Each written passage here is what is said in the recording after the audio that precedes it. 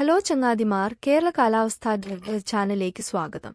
ഈ വീഡിയോയിൽ ഇന്ന് കാലാവസ്ഥാ പ്രവചനത്തെക്കുറിച്ച് ഞങ്ങൾ ചർച്ച ചെയ്യും. ഇന്ന് മാർച്ച് 3, 2024. കേരള സംസ്ഥാനം ഒരു ചൂട് തരംഗം അനുഭവിക്കുന്നു. താപനില സാധാരണ നിലയേക്കാൾ ഉയരമുണ്ട്. കാലാവസ്ഥാ വകുപ്പ് ഇന്നലെ കൊല്ലം, പാലക്കാട് എന്നിവരാണ് അവിടെ മെർക്കുറി 38.7 ഡിഗ്രി സെൽഷ്യസും 37.4 ഡിഗ്രി സെൽഷ്യസും നേടി. പത്തനംതിട്ട ഇതുവരെ പിന്നിലല്ല. പരമാവധി താപനില 39.2 ഡിഗ്രി സെൽഷ്യസ്. മാർച്ച് 6 വരെ സംസ്ഥാനത്തിന്റെ ഏത് ഭാഗത്തും ഒരു വലിയ മഴയുണ്ടെന്ന് അടുത്ത ഏതാനും ദിവസങ്ങളിലെ കാലാവസ്ഥാ പ്രവചനം കടുത്ത ചൂടിൽ നിന്ന് ഒരു ആശ്വാസവും സൂചിപ്പിക്കുന്നില്ല.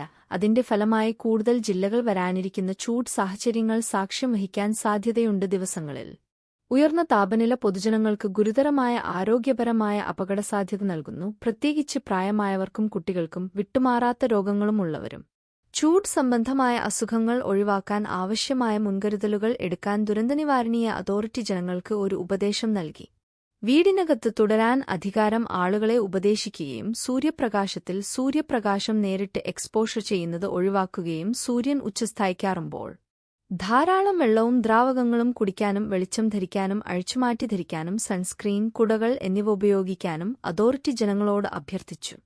ജലവും വൈദ്യുതിയും മതിയായ വിതരണം ഉറപ്പാക്കുന്നതിനും ആവശ്യമുള്ളവർക്ക് വൈദ്യസഹായം നൽകുന്നതിനും സർക്കാർ നടപടികൾ സ്വീകരിച്ചു. അധികാരികളുമായി സഹകരിക്കാനും സൂര്യതാപം, ചൂട്, ഹൃദയാഘാതം തടയുന്നതിനുള്ള മാർഗനിർദ്ദേശങ്ങൾ